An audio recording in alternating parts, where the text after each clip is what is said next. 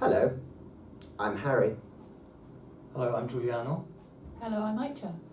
and we're here to study Greek, ancient Greek specifically. I thought we'd begin today by just discussing why we're all here and who everybody is. So, Giuliano, shall we begin with you? Yeah, so I'm Giuliano. I'm 58 and I've wanted to learn ancient Greek since I was at school, really, and I didn't take it up at the time. And I'm finally getting around to it. So for me, it's purely for pleasure. Ayça? I'm Ayça. I'm 28 and a half. And I don't know, I'm doing ancient Greek because I always liked the Greek myths at school and I wanted a chance to learn the classics and I didn't get a chance. And this is my chance. That's basically it. That's brilliant. I'm Harry, and I'm a PhD student in classics, and I'm here to teach Greek, basically. Well, the idea is not that I teach it, I suppose. It's that I work with you guys to learn it. I don't want it to be the idea that, and you as well, if you're watching, assuming our viewer count is above 1, and that being my mother. I want this to be much more than we're just sat here kind of talking about Greek, doing exercises and getting it right or getting it wrong. I want it to be much more discussion about language, about the culture, about the pronunciation, and taking the time to get it right, actually. Does that sound good? It does sound good. Good. That's good. So why do you want to study ancient Greek then, Ayça? Do you have any more? I have a silly reason, if you fancy it. Yeah. So, as a child, and well, most of my life, I've gone to the west coast of Turkey every summer, and my mum loves ruins, so we would spend every summer going to ruins in August. And it occurred to me the other day that if I knew some ancient Greek, I could decipher some of the writing on them. Mm-hmm. Yeah. Agathea Toucaire in Good Fortune littered across the whole place. Okay. Yeah, no, definitely you can. And one of the objectives that I've kind of got in my head is that through the reading element of this course and the way that we'll learn the languages, we'll get up towards reading text. One of the texts I plan to read is a little bit of the New Testament, a little bit of Xenophon, some simple things like that. Xenophon's a great writer. For anyone watching this who doesn't know, that's fine. And he writes a lot about the intersection between Greece and Persia, or it was ancient Persia at the time. Giuliano, why are you here? Why are you learning this? I'm here because I did always love Greek myths when I was a kid, and I've always read Greek literature in translation, whether it's plays or Xenophon, and I just would do anything virtually to be able to read the original. And the time's running out, so I really want to get on with it, really. Time's never running out. Yeah. I've met some fantastic classicists who are in their 90s and absolutely incredible people. I actually had an amazing teacher at school who always said to me that classics vitalises you and it keeps you alive. Not sure if that's actually true, but it's a nice idea. And so actually when you say reading Greek, I'm interested by this. What are your expectations of being able to read the language? Do you think Probably vastly overinflated, but that's fair enough. I have very high aspirations, but no, I would be really happy if I could read a passage from Xenophon. I would be in heaven, really. So I suppose you're a translator, aren't you, Ayça? I am. A brilliant translator of Turkish and German as well. Yes, German. And your experience with language then, I think, have you ever translated anything that's sort of older than, say, 500 years? No. No. What do you tend to translate? I tend to translate contemporary German and Turkish literature. Okay. So, to a degree, you're able to always ask, are you a native speaker of Turkish? I'm kind of a sort of, but not. Mm-hmm. So, but you'll always be able to ask somebody, or you'll usually know yourself what a word means. Mm-hmm. We don't have this luxury at all when we study ancient Greek. You're studying a language that has, for which there are multiple problems, and it's worth laying those out from the beginning because I really don't believe in patronising people who want to learn this. The first problem is that we can't ask a native speaker. We can't go, Socrates, mate, can you tell me what this means? We can't ask a native speaker that. We also have to understand that we are missing a vast chunk of the text. So we can't even read all of the words and work out what they meant based on context. We can do that to a large degree, but there's always got to be an understanding that there's a bit missing, a bit that we don't know about. And so reading text is always that bit slower in an ancient language, especially a language like ancient Greek. And the ambition to read it fluently, I think I have seen it done. Definitely, there are places and people who can read this stuff fluently. And it's something you can learn to do. But I wouldn't say it's actually an ambition. I would say what we need to be trying to do when we learn ancient Greek is we need to be learning to work very carefully and slowly with words. So as you said, if you can read a tiny chunk of Xenophon slowly and really appreciate what all of those words mean and the momentous impact on the culture of East versus West, that's kind of that dynamic that he's working in, that's an extraordinary thing. I won't talk too long about this, but there's a line from, is it the History Boys? Have you seen the History Boys? I have. Yeah, Alan Bennett. There's a line from that that's in the film, I haven't checked whether it's in the script, where Mr. Hector says, reading literature is like it's as if a hand has come out and taken hold of yours. But what you were thinking was, there goes the phone again, what you were thinking was reflected in what somebody else thought. And this is on a massive magnitude with the ancient world, because somebody thought that, somebody grieved for their lost brother, somebody grieved for their wife, somebody celebrated a marriage thousands and thousands of years ago. And you're having that connection to another human being from thousands of years ago. That connection is worth time, and it's worth taking the time to understand as far as we can what they meant with that word, what they meant with that sentence. You, at least in this kind of YouTube series, I don't want the ambition to be, I'm going to be able to read Greek fluently. We will be able to write Greek. We'll be able to read it, for sure. But the ambition is not to read it as if we read a modern language, I don't think. We will be using natural language methods to learn it. But there will always be an understanding that we can't know this language as completely as we can know Turkish or German or English or Italian. Cool. So you've obviously learned German and Turkish. Mm-hmm. What do you think is the ideal way to study a language, Ayça? It's probably going to be quite controversial. Oh, not with me. I don't know. Because when I learnt Turkish, we learnt it. Well, I learnt Turkish as a child. I forgot Turkish, then I relearnt Turkish. How at did you university. relearn? I learnt it at university as part of my university course. Awesome. So I had both of those experiences. So I've got some of the kind of remnants of that kind of experience. So I've got some of the kind of feelings that you don't get necessarily when you learn when you're older. But so we learnt in a very, what I would say is quite old-fashioned way for modern languages.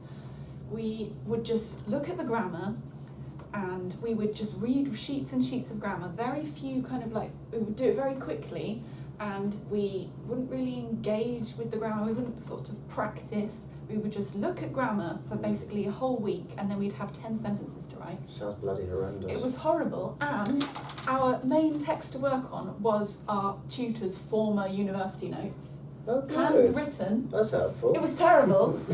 And then I went to Turkey and I did a course in Turkey, just a kind of a normal language course with a lot of talking, a lot of repetition, a lot slower, and that really just took off instantly.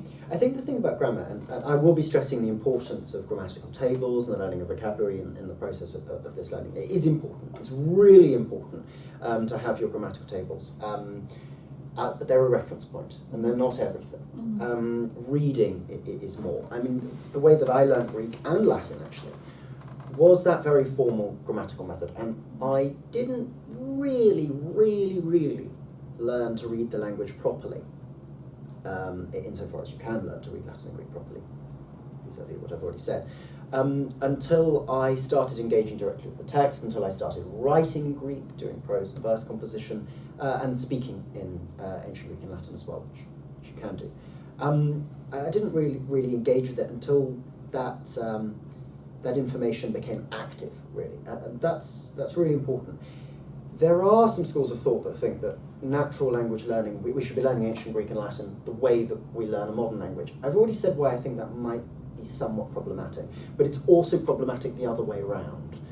We can't say that we must take a purely grammatical approach to the language. There has to be a bit of balance. There has to be practice from reading and the word go. There has to be tables, and grammatical tables from the word go. And if you're worried about grammatical tables, because I'm aware that we're also talking to somebody else who's watching this, if you're worried about grammatical tables, we will be going through in detail ways and techniques to learn them. They're really dense information and they are difficult, and if you've struggled with learning them in the past, we will be working through them. So don't worry about that. They're not necessarily big and scary.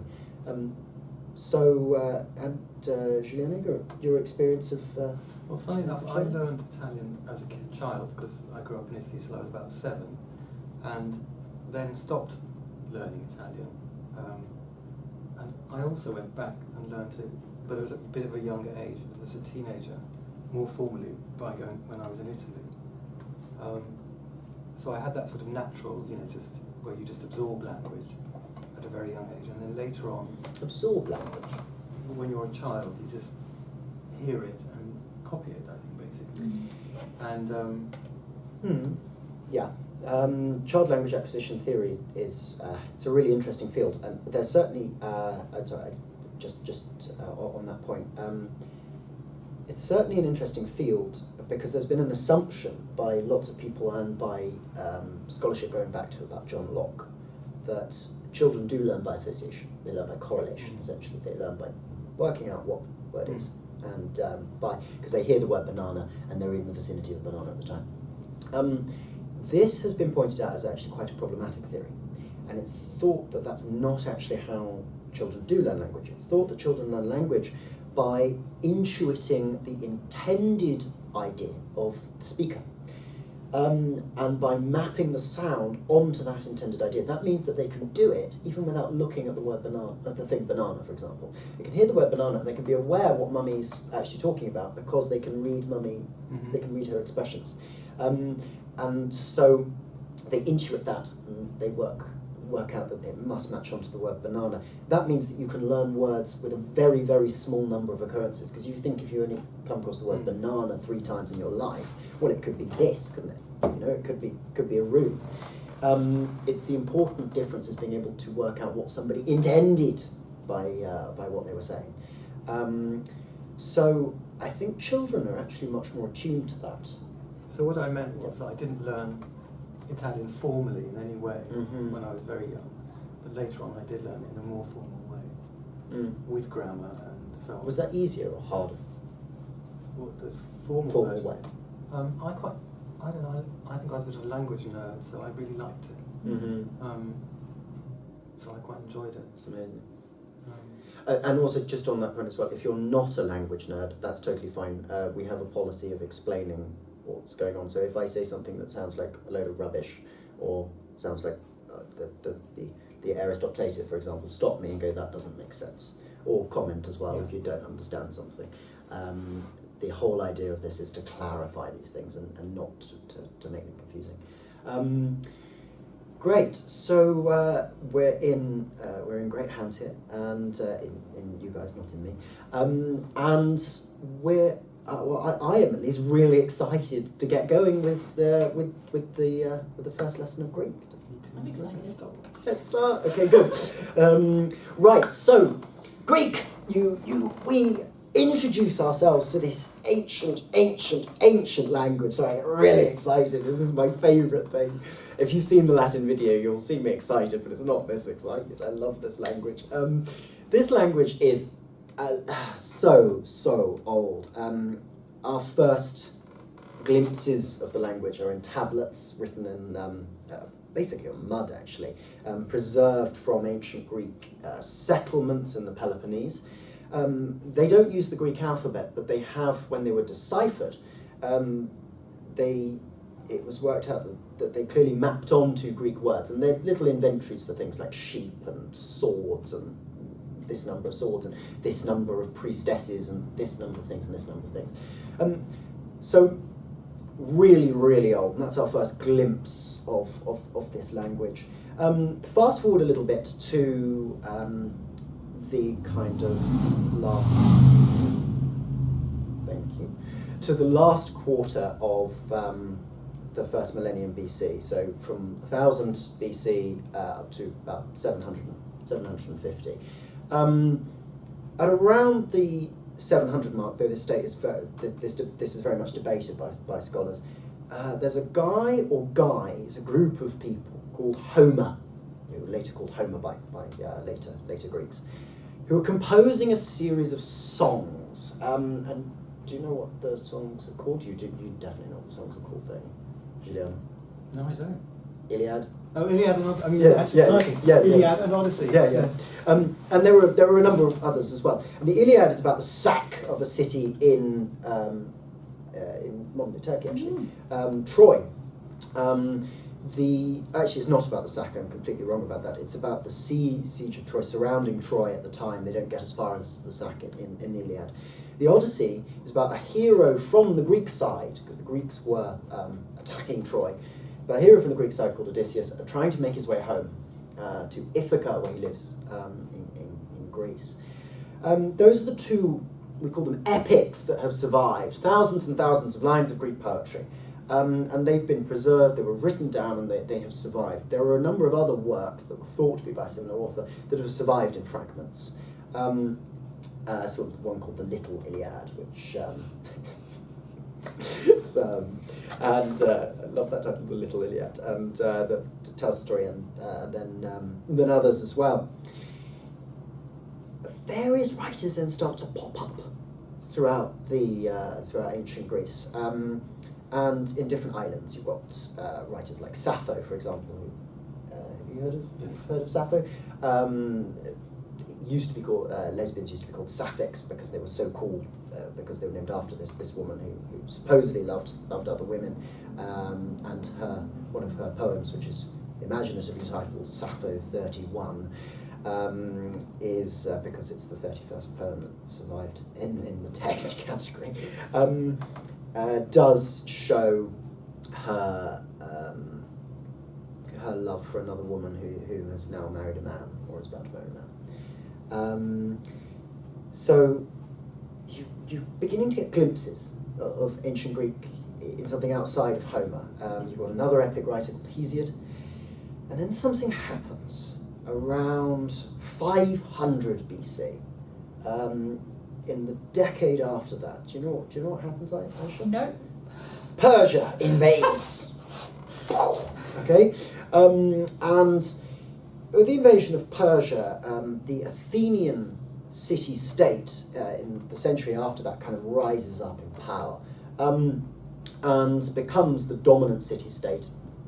Matter of debate. Becomes the dominant city-state in ancient Greece, and in Athens at the time there is a literary culture that's exploding. We have the invention of Greek drama. We have the invention of Greek comedy. We have the invention of satire. Well, it might have been slightly older than that, but we have histories being written for the first time about who the Greeks are. We have philosophy being written for the first time. And science is beginning to come underway, and you've got these great thinkers and great poets all composing in this language that by this point is millennia old. Then it started to become slightly less fragmentary. We've got those big things that you can still buy in Waterstones, right, in bookshops and translation. It explodes, and Alexander the Great takes this language throughout the world that he conquered, into India, and Persia, and south down to Egypt, and the language spreads if you fast forward a couple of hundred years, someone's going to kill me for doing this. Fast forward a couple of hundred years, the New Testament and that new great religion, Christianity, is being written in the Greek language, the common language of people across the Mediterranean. And that language becomes a language of Alexandria, of Byzantium, and a language in which the Western world was thought and founded and created, basically. It's a language that's got so much history. And throughout that history, as you might expect, there are a lot of different pronunciations and a lot of different meanings of words. And we're going to focus in particular today on the Attic Greek pronunciations because there's some very good scholarship available for that, and it's really fun to be able to pronounce Greek tragedies in a way that they might have sounded, I think.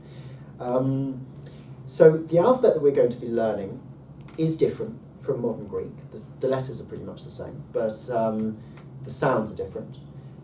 And the pronunciations do change throughout time. But it's really important whenever you learn a language, as I think we were discussing earlier, that you get really stuck into what the sounds actually sound like. Because if you don't do that, you don't have anything for the vocab to hold on to, So we have to be really clear on what the sounds were like. Okay? So, without further ado, let's move into the Can I letters. ask something before you do? Yeah, you can anytime. Partly for the other viewers, but when you said Attic Greek, you were talking about we're going to be studying that period when the explosion happened, is that Yes. the Greek of that time? Yes. Is that correct? And it will enable you to be able to read Greek from all later periods as well, because they were based upon Attic Greek. So the language is not substantially different. But different cultures and different people are using it. So you can expect different permutations in word meaning, of course. But the language is not substantially different.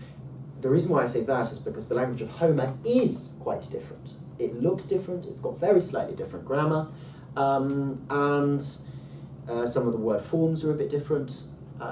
And if you learn Homeric Greek, you don't have a brilliant kind of starting point from which to move on to the New Testament or read Xenophon or read those other things that we're talking about. So that's right. Thank you for that. And if ever you need anything clarified, please do comment. That's fine. That's kind of the point of this. Great. So we've got PowerPoint here, which you will be able to see. It's going to be in the comments section. And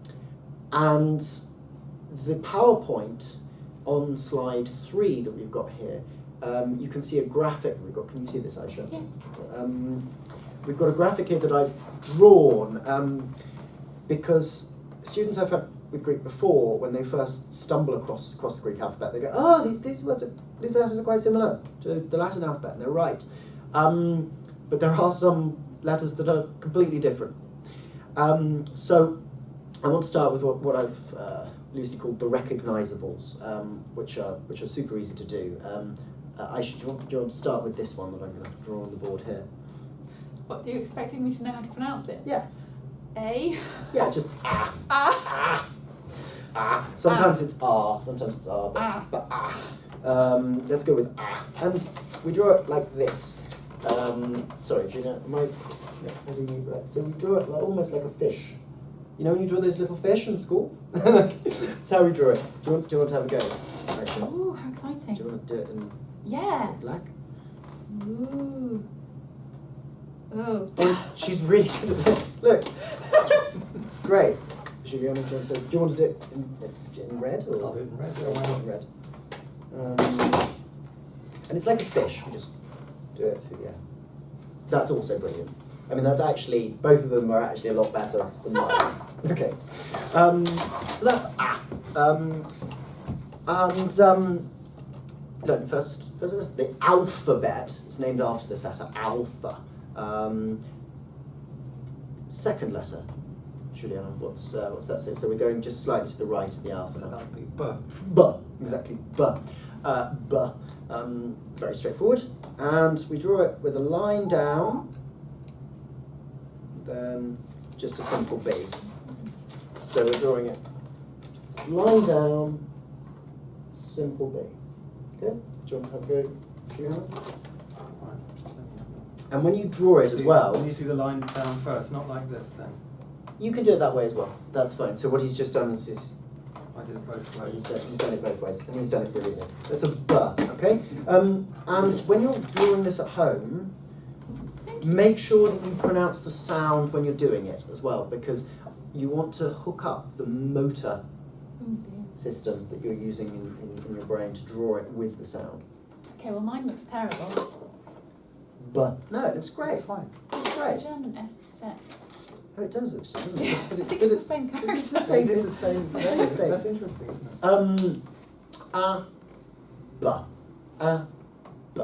Okay, great. Then I chose the third one on the top left. This is going to be a guess. Mm. E. I. I. I. I. I. Exactly. I. I. And it's really easy to draw. It's just like a normal eye, except there's a little, and you can see I'm going to draw that there. You can see there's a little kind of flick on the bottom, and there's no dot on top. I. Want to give it a go? I'm not sure I can manage this one. It's fun. It's like art. It is fun. I. I. Little Yes. tail. So it looks like a bit like an L for us, doesn't it? Yes, it does, but it's definitely an I. And it's short, isn't it? Something looks It is, now all of these vowels, so A and I, not be, all of these vowels can be short and they can be long sounds. So A can also be R, and I can also be E.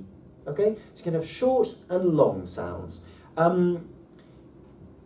Because we don't have to speak with an ancient Greek, it doesn't matter terribly if you are not entirely sure what the quantities are. It does matter if you want to do something like verse composition, for example. That's really important. Or being able to really appreciate the fine intricacies of Greek verse. But otherwise, it doesn't actually matter. A and R, I and E. But yes, the only purpose of this is being able to create a solid foundation from which to learn the vocabulary. It's not to be able to speak it and get it perfectly right. In fact, there are lots of classicists who won't try and speak the language purely because they're theoretical reconstructions. We don't have a recording of an ancient Greek. And I may, in a separate post or something, go into details to how they reconstructed these, because it is interesting. A and B and I. Are we on Giuliano? And then, so we're going down to the right of the A now. Duh. Duh. Now this is an interesting one. If you speak French, you're going to find this one super easy. Duh. Du. Yeah, exactly. Do you? I mean, you don't speak French. I have enough French to Okay. but I might not be going the. No, that's perfect. That's perfect. The point is, and if you don't speak French, it's fine. In English, we have a very kind of it's a very different D. It's a duh, duh, and this is a much softer duh. It's a duh, duh, duh, where the tongue. It's almost a th. Yeah, it is. It is, and actually they're related as we will see in later on in the language. Duh. It's almost the tongue goes up towards the top of the mouth a bit more. Duh. Is it possible to do it without doing a comedy French accent? No, it is not possible. No, it is not possible. I'm sorry to all the French watchers out there. The duh is just drawn. Oh, it's hard to do it like this, but it's just drawn like that. It's terrible. But it's just drawn by hooking at the top and coming down and in. Hooking at the top, down and in. Duh. Can you see that? Duh. Duh. Duh. It's a soft D. Duh. Duh. Okay? So A, B, I, duh. Should we look at each one? So pointing to the top one all together now. A, B, I, duh. Now, do you want to go at drawing this, or are you? I'm okay. I'm okay. Okay, good, good. rattling along. Next one along, Ayça. Just to the right of the is a T? yeah. Or not? No, it is, because these are the recognisables. Okay. So don't worry, it's all fine. So to draw the T, we've just got a line across the top, and we're just going to come down and form a kind of iota. Okay? Line, can you see that? Line across the top, down, and form a sort of iota. T, T, T. Backwards J, really. Backwards J. So iota is the name of. Iota is the name of the I sounds. Down on the right. Ta, ta. This is another soft sound. Place your hand in front of your mouth. Okay. Now say tit, as in the bird. Tit. Tit. Tit. Tit. Tit. Now, Tit. now say tat. Tat. Tat. Tat. Tat. Tat. Okay. Now we're going to say stat. Stat. Stat. And I want you to say tat, and then say stat. Can you do that? Tat. Stat. What do you notice in the difference between the first T on both of them?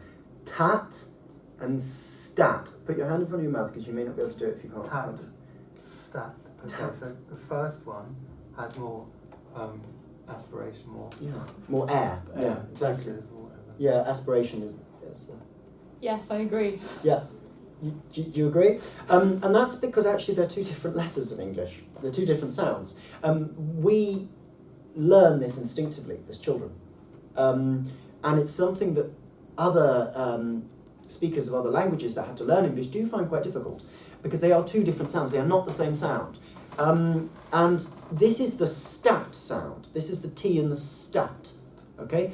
So the way that I taught myself to pronounce this, if you do care about the pronunciations, the way that I taught myself to pronounce this is, if you imagine you're going to say stat, but you cancel the order for the S at the last minute, then you'll find yourself going tat. Okay? And if you put your hand in front of your mouth, and you can really test if you've done it right. Tat. Tat. Tat. You done it right? So imagine you're saying stat and get the T. Tat. Yeah, and if you don't get it completely right, that's totally fine. Again, Socrates is not here to judge us. It's totally cool. So we've got all together now. A, B, I, G, T. This one down here. What do you think the one just beneath the D is? K. K. K. Is K. it? It is. It's exactly the same. But this one we're looking at. This one at the moment. Okay. This one is, I want you to put your hand in front of your mouth again and say scat.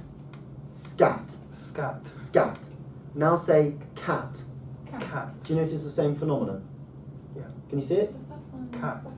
The first one's softer, yeah. Let's go with that. So scat and cat. It's the scat K that we want. Okay? For the Okay. kappa. So it's more. It's kind of. It's almost a G. It's Yeah. more. It's closer to Yeah, a it is. G. Except you haven't activated the vocal cords, because the G, if you go to clutch your throat, you can feel the vocal cords really open up. Okay, whereas if you go k, you can't. It does absolutely nothing for you. Okay, so the t k, and then this last one super easy, Giuliano. U, Yeah. yeah, Ooh. Ooh, Ooh. as in with the rounded. Ooh. Yeah. Okay. So that's really easy. This is just drawn like that. Is that like a French ooh? Yes. Or a German. Or Yeah. a Turkish ooh? Or Or a German ooh? Yeah. Right. We've got. Although the German one's a bit different.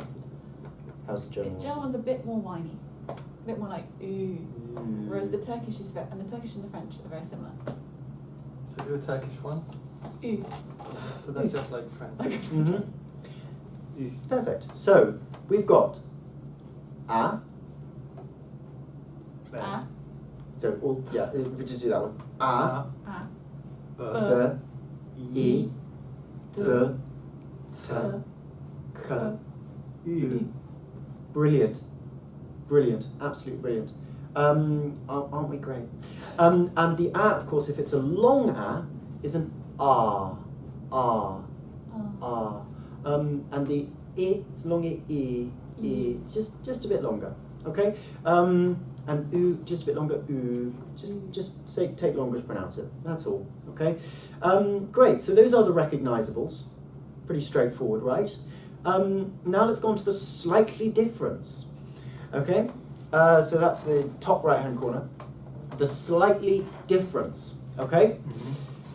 The first one that we're going to encounter is this one.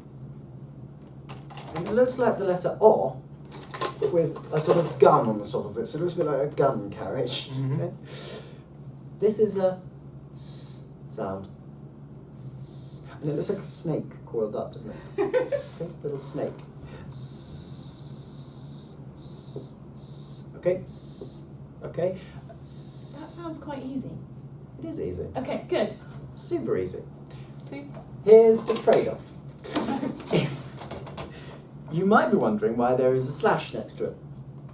The one that looks more like an S, or like a French C with a cedilla, that one is for the end of words, and it's pronounced exactly the same. But that's for the end of words. Okay? So if I write, for example, the word sass,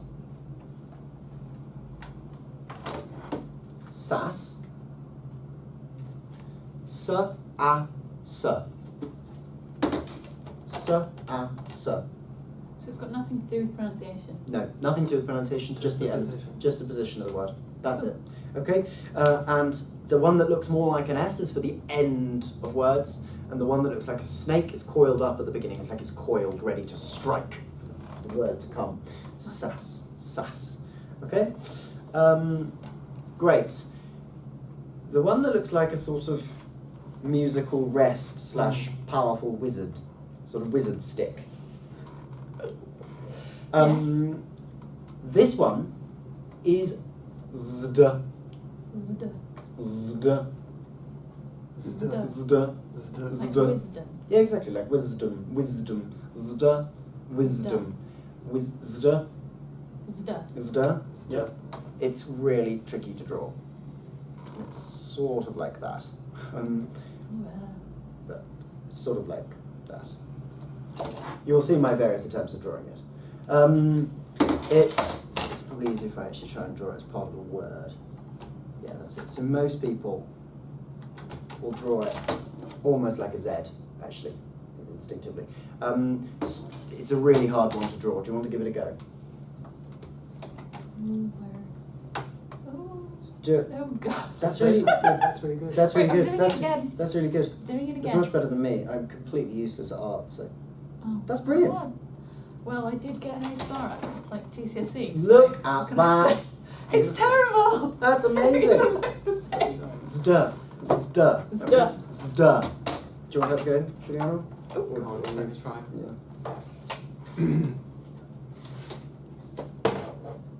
So it's like that. See, that's Oh, perfect. he's done it even better than me. Look at that. Brilliant. Zd. You see, you two are naturals. Perfect. So it does look a bit like a Z, doesn't it? With some It does. little curls at the end. But it's just a little bit, or more like a musical rest, I think. That's what it reminds me of, really. Zd. So we've got s, zd, S. Zd. s, and zd. Yeah? Zd. Yeah? Happy? Happy. Happy. Yes. Okay, now let's go on to the one that looks a bit like the number 3 backwards. This one. Eh. Eh. Eh. Eh. Oh. Eh. Eh. Eh. Eh. Number 3 backwards. Eh. Eh. Eh. Okay. Eh. You will see that there is a line that connects it to one that looks a bit like an N. It's not an N. This is an air. This is the long version of the air. Okay. Okay? So we've got eh and air. Air. Eh and air. Eh and air. Let's have a go at writing it and saying it? And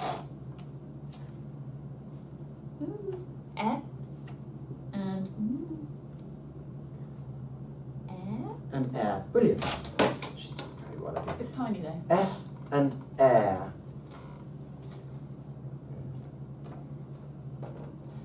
So which one is the one Eh? that sounds like double E in German? The B. We'll get on to that. Okay, it's not that one. Good. We'll get I on was to worried I that. was just getting it wrong. And air. And air. Okay?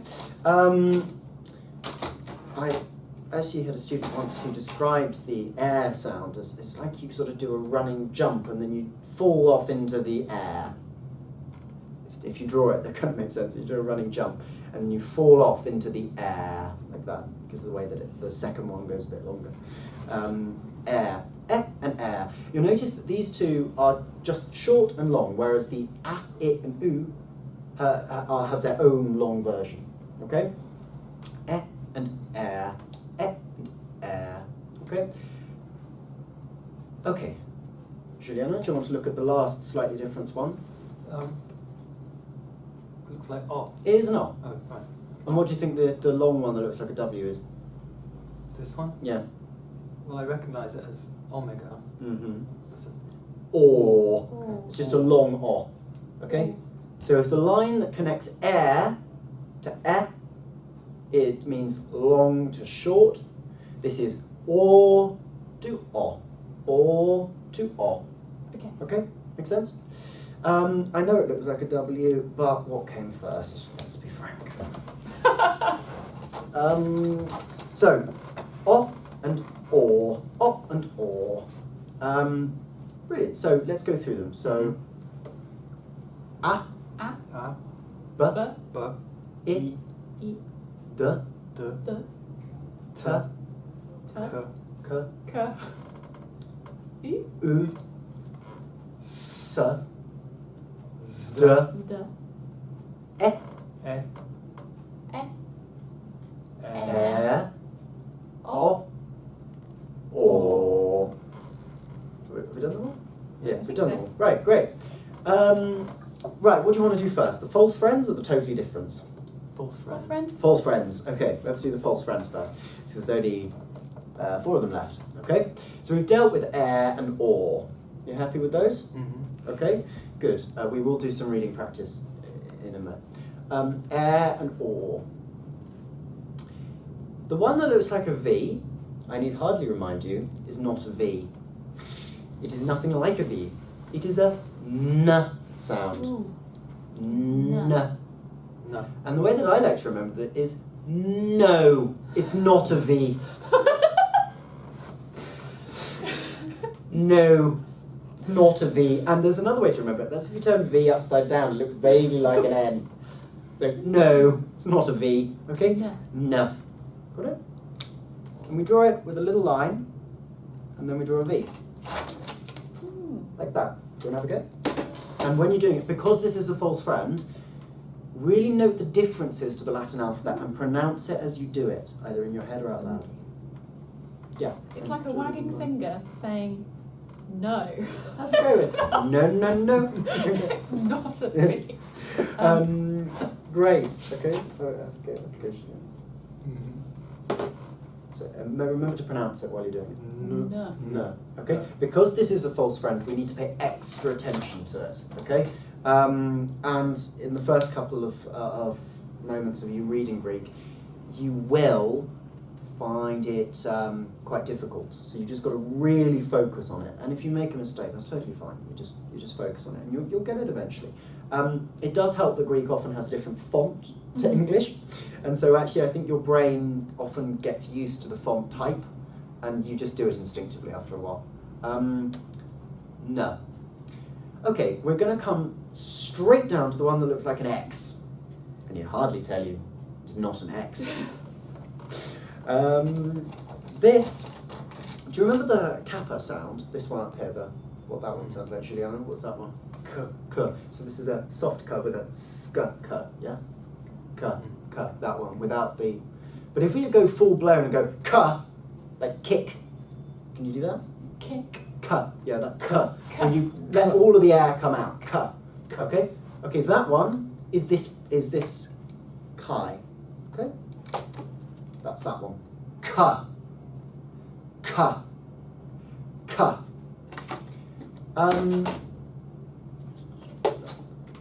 K. So this is drawn with one straight line and another straight line and sort of two curvy ends on one of the straight lines. Okay? Got that? Do you want to have a go? So Yes. one straight line up, straight line down, two curvy ends. And pronounce it as you go. K. K. K. Good. And this is Christ. Christos. No, this is the one. And you perhaps it looks a bit like a cross, so it might help you remember Christ. Yeah, kr is that k sound. Got it? Can you just emphasise the difference between that and the other one? The other Yeah. kind of Okay, sound? this is hard. Okay, if you're Because listening, I can't hear it very yeah, well. if you're listening at home and you're a native speaker of a language that basically isn't Hindi. If you're a native speaker of Hindi, you're going to find this super easy. You're going to be like, what are they going on about? Okay, but if you're listening at home and that's not your native language, you are going to find this difficult because your brain is not used to hearing the difference between these sounds. So that's totally all right. And if you want to pronounce them the same way, go ahead, do it.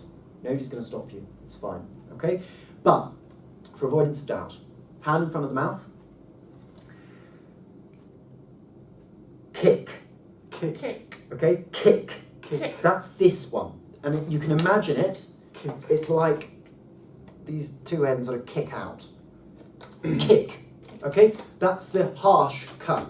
Whereas if we say something like skit, Skip. the S swallows all of that power. And the K has actually got no extra air on it. So really focus on doing it. Kit, skit. Do it slowly and really notice how the S takes all of that power. Yeah. Okay? I can They feel are that. completely different sounds. Okay, and actually in languages like Hindi, and there may be other languages as well, it's just Hindi is what comes off the top of my head, that actually, there are different words that are pronounced differently and mean totally different things. The only difference is the ka or the ka. And English, I can't think of an example where English actually has that difference. To English, the letters are different. The letter is pronounced two different ways. But we don't notice it. And so if you are finding that difficult, that's totally fine. We're not seeking out to be experts in restored pronunciation, and I'm certainly not an expert in restored pronunciation. I need to add that. I take an interest in it, but I've not written on it, and I'm not an expert in it. It is difficult to get the difference. I found it really hard when I was trying to pronounce it for the first time, and it is hard. Okay. But you can feel the air, can't you? You Yeah, can feel the you difference. can. And there are some stories of people sitting in front of candles and seeing if they could train themselves for getting That's cool. the candle to go up. Try that at home. Be careful, don't set fire to anything. I once set fire to a With adult plant. supervision. Yeah, with adults Right. set fire. I actually set fire to a plant once because I thought it would be really cool to read some Homer by candlelight. You don't ask. It's a sort of pretentious thing classicists get up to. And I didn't realise that it was very close to my very precious pot plant I was very fond of. The candle sparked one of the... I would never have thought the leaves would take. And it was like Moses and the burning bush. I was like, whoa! The other plants had a field day. The carbon dioxide that must have come off that, they loved it. Poor Jeremy. So we've got n in the top corner. Got that? No. No. And what's this one down here? K. K. Good. Now we're going to go up slightly to the right. The one that looks like a Y is most definitely not a Y. Okay? It's most definitely not a Y. This is a G. G. Now, if you're scientifically minded, you will have come across this. Okay? Gamma rays, of course. G. G. G. Go. Okay, strangle yourself for a minute. Don't actually strangle With yourself. adult supervision. With adult supervision. Okay. Not. Yeah. And Good. what we're going to do Go. is we're going to do the kappa K, the soft K, the one that looks like a normal K. K. We're going to do the K, Go. and then we're going to do G. Go. Can you see how your vocal cords are activated for the g? They're not on the k. Yeah? Yeah. G. The vocal cords are very clearly activated. Okay? Forms actually part of a sequence. They're pronounced in pretty much the same way in terms of what's going on in your mouth, but you're activating the vocal cords for it. You do all of this instinctively. It's quite incredible, actually, when you think about the choreography that goes into the sounds in your mouth every time you try to speak. It's awesome. It really is awesome. So let's draw that. And it's just like a Y, but it kind of bends over like that. Ooh. So it's a G. Since we use, it's like gamma radiation, and I used to remember it weirdly with a stethoscope. It looks a bit like a stethoscope because that looked vaguely scientific to me. Does that sound plausible? I'm sure other people can come up with a better one. Do you want to have a go? Yeah. Much better. Both of them are I much mean, I'm better. not- at drawing this than I. Oh no. Oh well. There's just so much difference in what yours looks like and what that one looks like. Yeah, so there's the overlap when you turn to Because of write the them. font. Yes, it is because of the font. So, is that really terrible? No, that's great. That's great. What she's drawn is perfect. It's perfect. That's great. Okay, John. It's good. Great. Yeah, good. Great. Love that. Yeah, He's a natural. perfect. He is a natural. It is an odd thing because I basically never actually write out single letters unless it's unless I'm writing out the capitals. It's almost like I need to write a letter for it to come out. Sorry, a whole word, not a letter. I need to write out a whole word for it to work. So I do apologise if you're watching at home and you're thinking, God, he's terrible, isn't he? It will get better when we write sentences. My handwriting will improve. So we've got n, No. k. K. Perfect, both of you. G. G. Now we're going to go up, form up to the right, and this one is not a P. It's not a P. Okay, it's actually quite helpful. This is why I group them together as the false friends, because if you know that they're definitely not that, it stops the confusion a little bit. This one is not a P. This one's not a P. As we go up, we're drawing the line up and we're curling in. And as we curl, I want you to almost curl your tongue. Yeah, you can do it. Right, so we can all do that. Some people I've taught can't do it. Totally fine. Don't worry, just go r. That's fine. But it might help you to remember that the curliness is a r. Can't do an extended.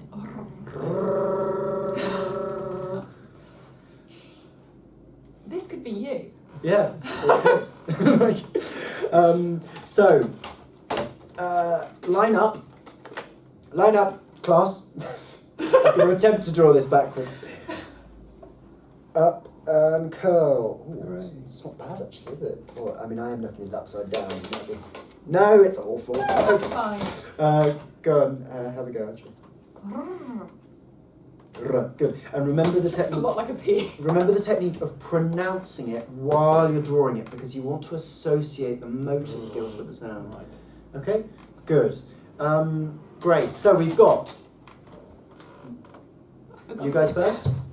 No. No? G. G. G. K. K. R. R.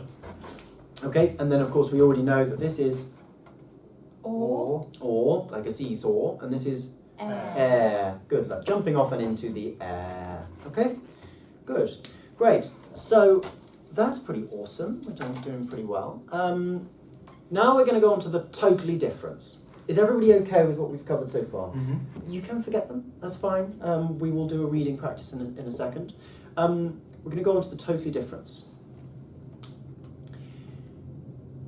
The one that's closest to the left, that looks like a little circle with a line through it, like this, you may well recognise from statistics or maths or something like that. Okay? This is hand in front of the mouth. Pa. Pa. As in pat. Pa. Pat. Pa. Pat. Pa. Pa. Got it? Happy? Yes. Line down the middle, circle. Looks a bit like the Deathly Hallows if you're a Harry Potter fan. And say it when you do it. Puh, that's brilliant. So it's like a P with an extra Yeah, semicircle on the it other is. side. And if any, I'm going to let you learn to draw it first. Puh. Puh, Puh. puh, good. And if anybody's actually wondering why we spell telephone PH, there's your answer. Mhm. This is the phone. It comes from porner, porner. Which you can actually write because we know all the letters now. Porner, which is a sound. I'm going to write it on the board. And I'm going to go through it. Can you guys see this? Mhm.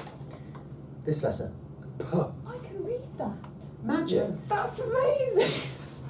Yeah, come on I then. know all the letters. Yeah, no, it's amazing, isn't So it? that's a puh. Puh. Puh Or n. no. Eh.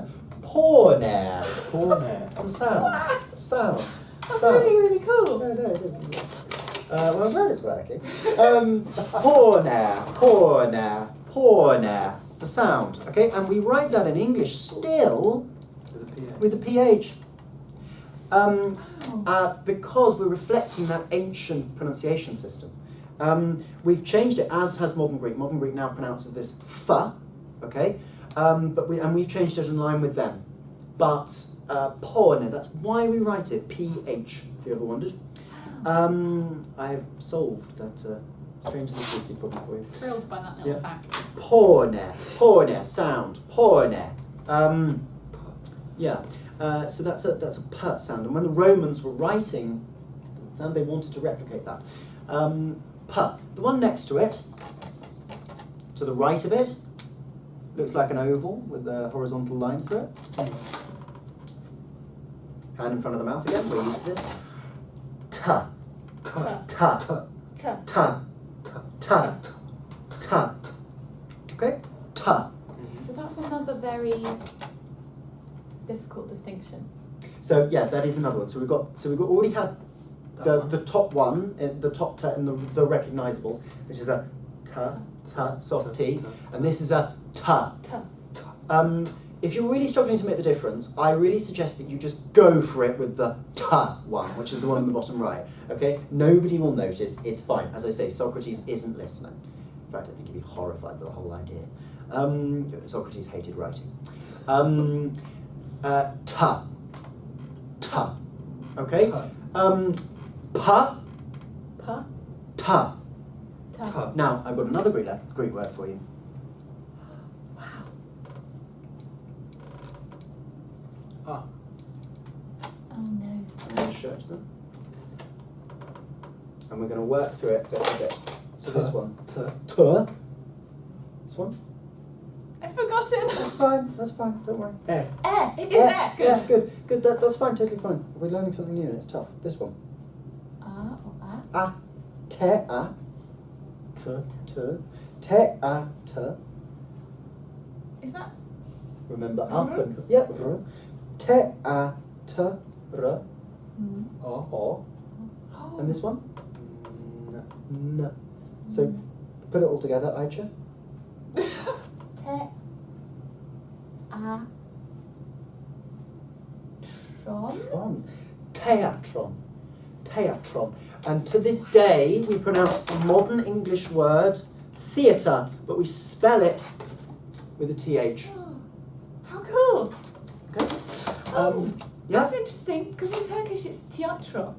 Yeah, that's awesome. And in French, of course, it's not pronounced theatre, it's pronounced le théâtre.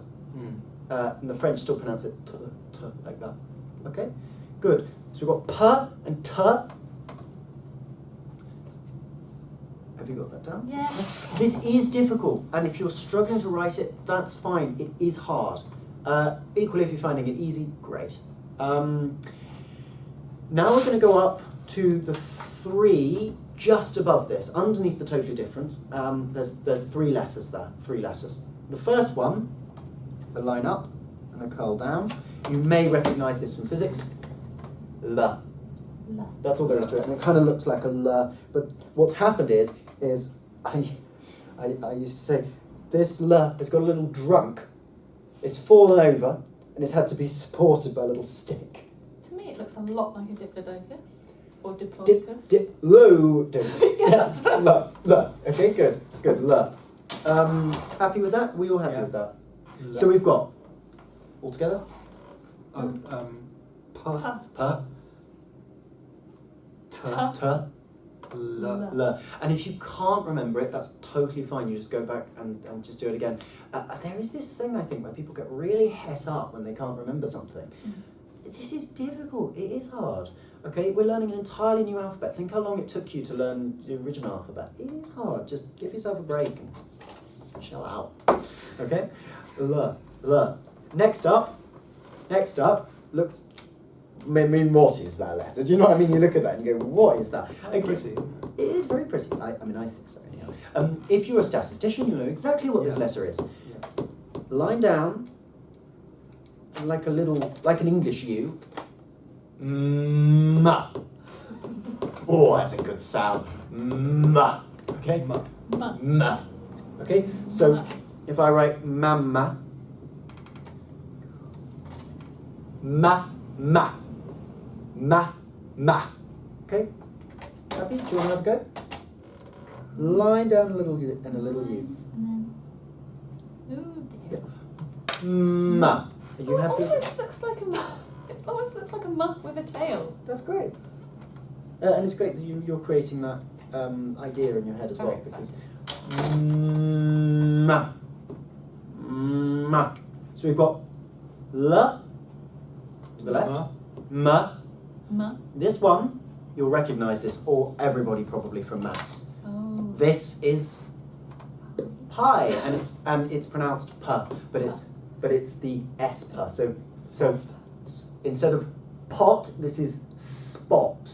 It's that p. Okay, makes sense? Because this is a soft p. Okay. Okay, and the way to remember that, if you're a bit confused, is we're at least a bit familiar with this one. Okay, and we had to learn about the p, didn't we? The other one. This one's the familiar one, so we've not had to learn about this one. This is the one we were expecting. Pot, spot, spot, spot. That p, soft p. Okay, line at the top, two tables down. So load a little table. P. Do you want to have a go? Say it and draw it. Oh wait. Oh, that's beautiful. That's very loud. That's beautiful. Right, come on, Giuliano. Try and do something as beautiful. I can't do that. Pa. Oh Nice. no, that's not too good. It's so annoying. Sorry, am I hiding your face? Pa. Okay. Pa. So let's go from the pa left hand side. You guys do it, and I'll Pa. Pa. to the right. No. Ta. Ta. Good. Up to the right a bit. La. La. La. Good. La. To the right a bit more. Ma. Ma. No. Good. I should try and do the far right. Pa. Pa. Brilliant. Pa. And if you can't get the difference between that and pa, that's fine. Don't worry. And now we're down to our last two letters. Let's start with the one on the bottom left. This one that looks a bit like an epsilon, but it's got a little bit at the top, and it's got a little bit at the bottom.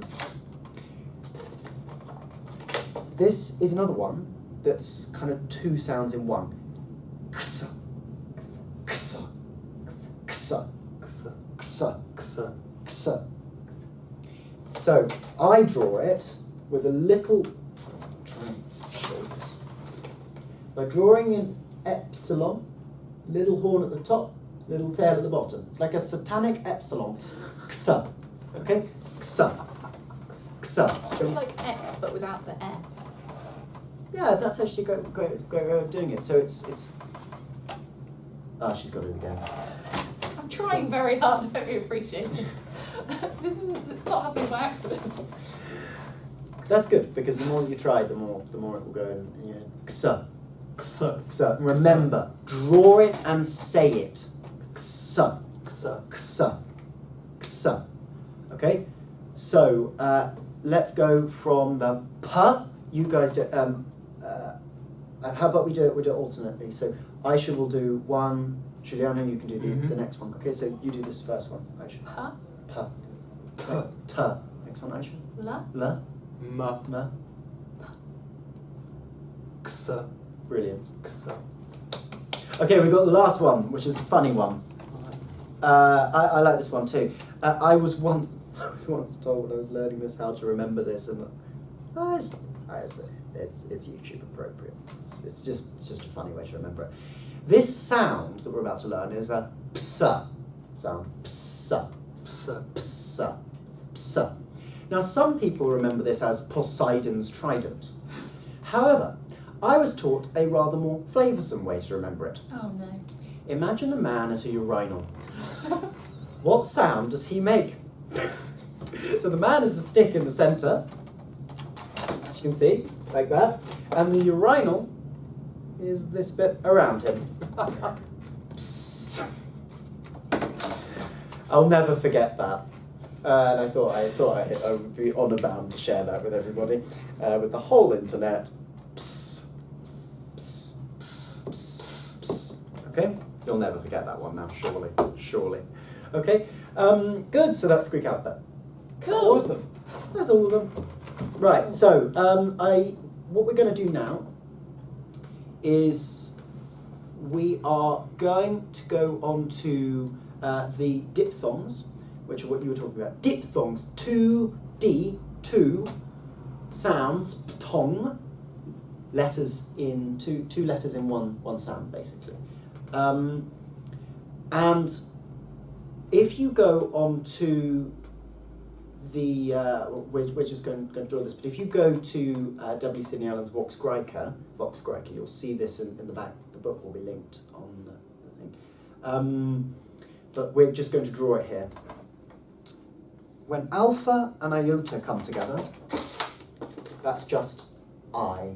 I. Aye, Captain. Aye. Okay, so have a go. Write it and say it. I. Don't have to go for the other. I.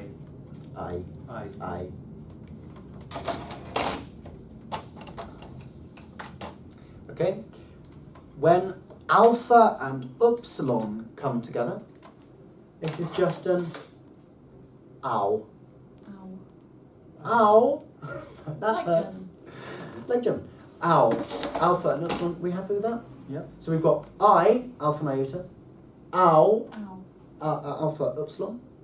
It's pretty. I mean, this is pretty obvious, I think. So these are the names of the letters you're using now. Upsilon, iota. Yes, absolutely. Sorry. So upsilon, sound. Ow. Alpha, upsilon. That's what I just drew. Did I show that to them? Just do that again. Okay, just show that to them. Alpha, upsilon. Ow. Ow. Okay. Ow. Got I and ow. Epsilon, iota. A.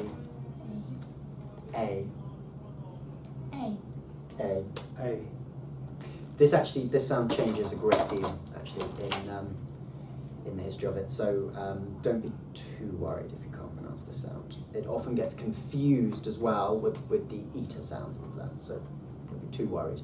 Again, we can't interrogate an ancient Greek. We don't have a recording. Our best guess on a lot of these pronunciations is both etymology and descriptions and misspellings. So it's always a guess. A. Okay? So we've got I, ow, A. And we're going to do epsilon, upsilon. Epsilon, upsilon. Oh, this is my favourite. L. L. L. L. L. L. L. Okay? L. Ooh, if you want to remember it, it's the sound they make in the song "Video Killed the Radio Star." Yeah. Yes. Well, who knew that? You may wish to research this in your free time. Oh yeah, go ahead. Go ahead. L. L. L. L. L. Ow, ow, ow, ow, ow. Ow. Okay, good. We will be going over this as we actually do some reading, so not to worry about that. And then finally, we're only interested in oi Oi. Oi. Oi. Oi. Oi. Oi. And finally, ooh, which is a lovely sound. Ooh. Ooh, we like that sound. Ooh. Now, if you're confused by that, that's totally fine. We're going to be doing some reading now, okay?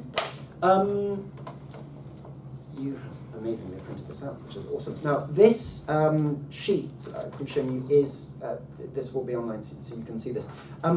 What this is we've got the Greek letters, and underneath it we've got individual English words for the letters, and then we've got a translation of how it all fits together, basically. I don't expect you to be able to read this, as in be able to understand it. This is Greek from Euripides Medea, so it's from an actual Greek play, one of the most famous Greek plays. And we're going to learn to pronounce it really, really slowly, because this is hard. So this first sound here, Ayça, what's this first sound? Or. Or. Yeah, or. Now actually you'll have noticed that there's a little squiggly thing on top that sort of goes up and down. Yep.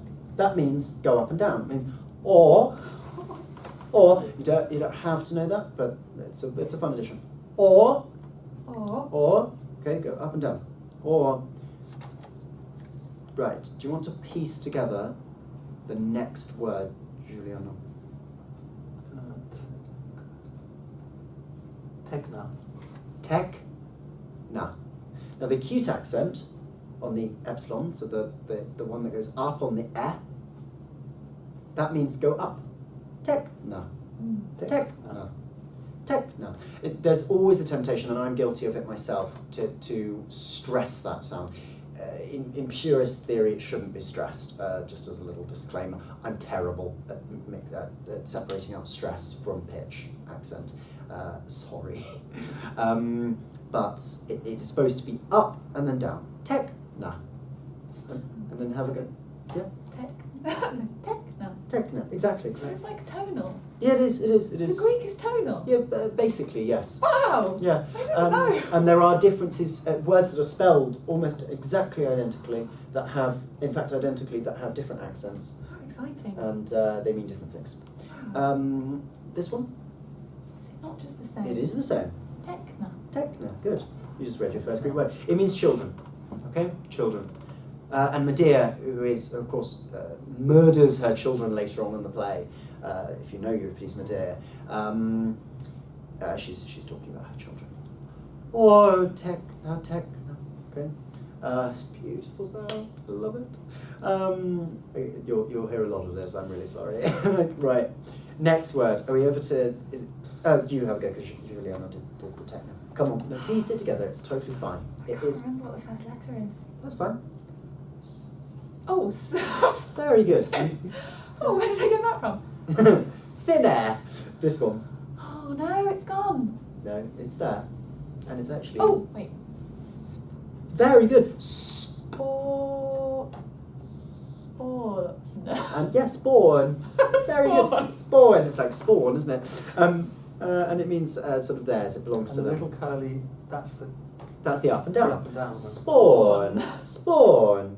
Spawn. Spawn. Spawn. It's sounding very Scandinavian.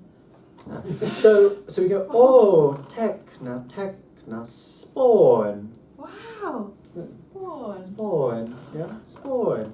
And oh, I love this so much. And Giuliano, you have to go this one. Men, exactly right. Men. You might be wondering what the grave accent is on this. This is actually a matter of debate. But so I'm going to annoy somebody, whichever position I take on this. So I'm going to clearly say this is a matter of debate. The broad consensus is that we don't pronounce it. It means keep it level. Okay? Men.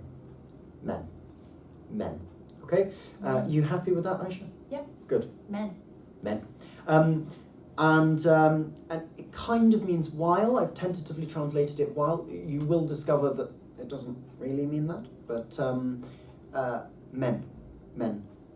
Okay, so techna, spawn men. You hearing the rhythm? perhaps. Or tekna sporn men. It is deliberately written in poetry. Sporn men. How can you not fall in love with this? I mean, honestly. Right, I should have a go. And it's okay if you can't get it for either of you. It is So hard. is this the thing above the air? That's Does that make it air? Because Oh, this is air. yeah. So you see how that's an Oh. acute. Right. So we've got two things That here. was similar to that to me. Right. What's similar here, and I'm going to draw this very, very large on the whiteboard because it's important.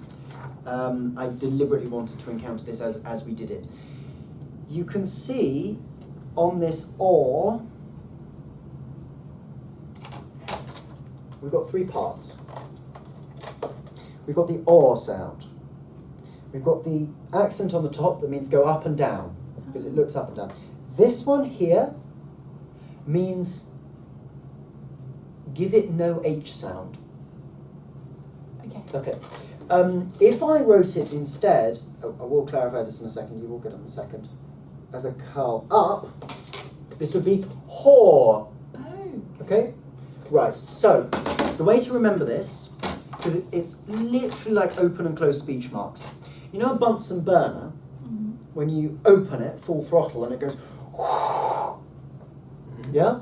It's like we're just going to open it and the fire's going to roar up. It's going to go up. If it's curling up, like a flame curling up, it's a ha sound. Does that make sense?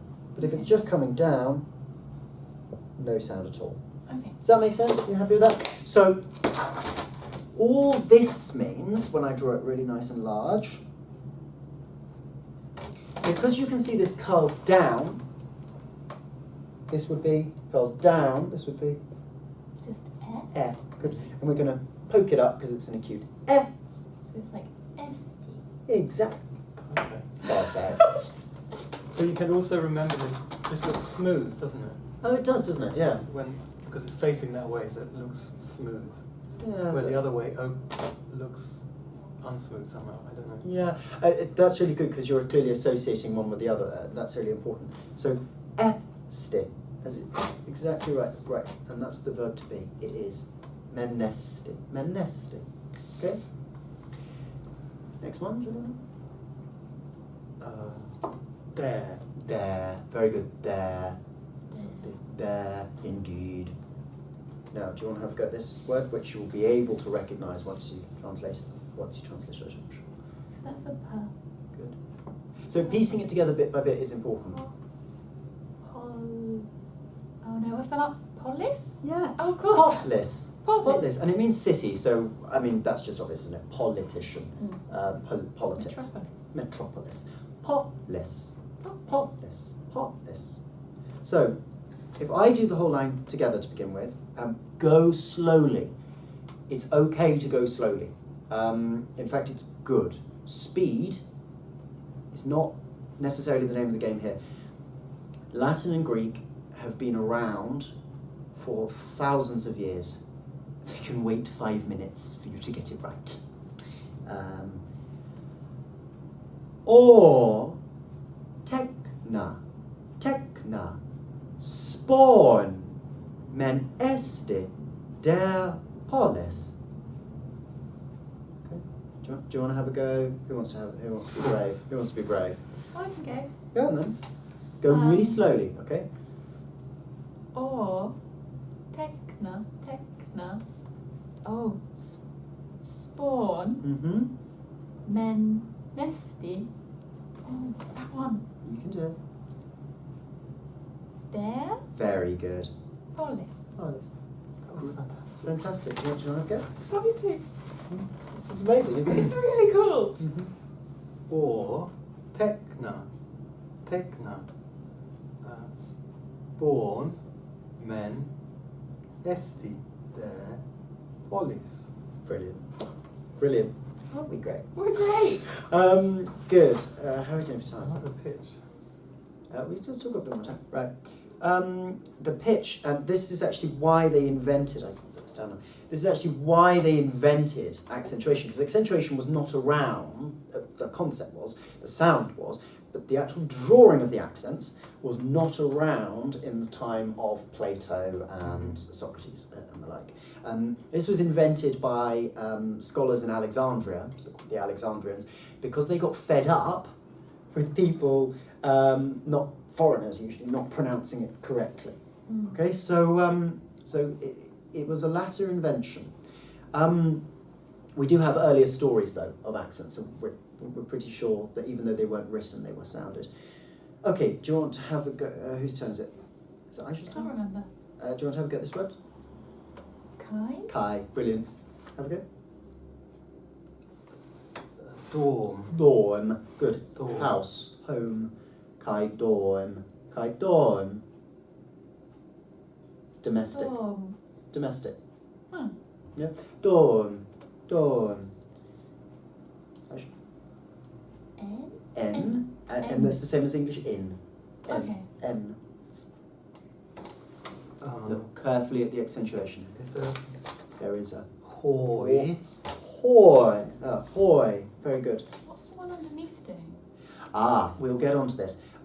When it's not actually pronounced any differently, but it is a tiny little iota, and that's because it's grammatically changed it, but we're not getting onto the grammar yet. Okay. It's pronounced exactly the same. That's a good question. You'll see it again. Ho, not hoy. Yeah. But when you go up and down, it can sometimes sound like or. Mm. Okay. Or. Okay. I shall have a go. And remember, piece it together, bit by bit by bit by bit. Okay. Okay. Lipontes? Exactly right. Lipontes. Lipontes. Lipontes. Okay. Having left.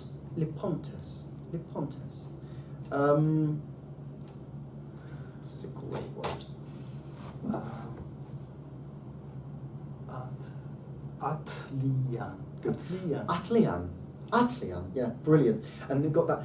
I love the harshness of that T because it means wretched. It means really struggling in life. She's talking about herself. Atlian eme, really struggling in life. And I love the harshness of that T sound there. Completely artificial, of course. This is just part of the language, but I don't know. There's something about that I really love. That sound. Atlian eme. Oh, I've just done the last one. That's all right. Shit. Atlian eme. Atlian eme. Aisha, do you want to give a go at the whole line? Oh dear. Kai? Mm-hmm. Dorm? Dawn, very good. N? Yeah. Or? Hor? Hor, good. Is it curling up? Hor? Hor. I've forgotten. Lipontes? Good. Lipontes? Lipontes, good. Atlian eme. Brilliant. Oh, So nice. it's I so can read two beautiful. sentences of Greek now. And you absolutely can. It's this makes me so happy. Right. Let's go on to this then, Giuliano.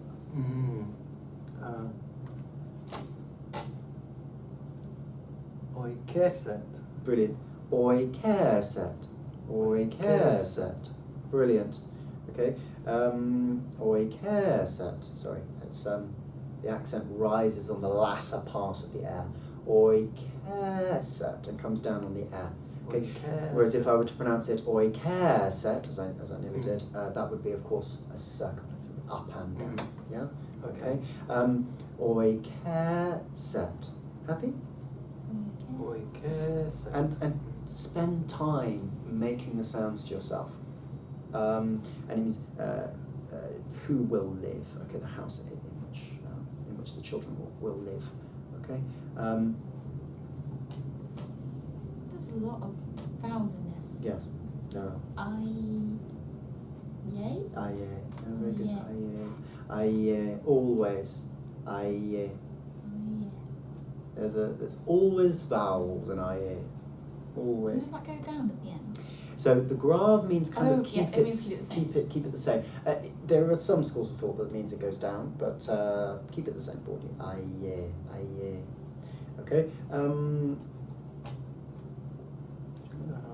Metros. Very good. Metros. Metros. Metros. Metros. Metros. Metros. That's very recognisable of their mother. Mhm. Okay. Oh, we've stuck You you always with get the hard one. stuck you with I a long- always think you get the hard one. That's because you're both finding it easy. S. No. Yeah, S. yeah, yeah. Yeah. S. Yeah. Yeah. Noi. Very good. And faster.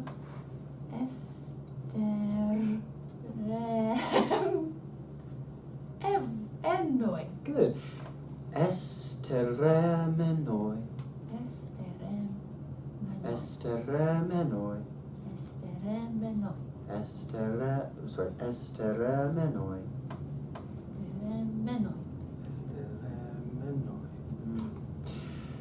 You'll notice that the rhythm here, we'll go into the rhythm another time, but there's a clear rhythm here. O tekna spoen men esti der polis, kai doemen hoile pontes atlianemen, oi keset ae metros esteremenoi. I love this language. I think that the sounds alone are enough. It's weirdly a kind of therapy for me, I think. Cool. So we'll wrap up there. What I'm going to ask you guys to do is to go away and try and read the rest of this. Mm-hmm. Okay. Go slowly. Try and get it right. Okay. And just enjoy taking time to get it right. In modern languages, we're trying so hard to speak the language at high speed that it can be hard to sample and take pleasure in all of those tiny little details. And that's what we're trying to do here. We may miss them some of the time, and that's all right. And we certainly don't know everything about the ancient Greeks or about their language. But we go slowly and carefully. We're not aiming to rush.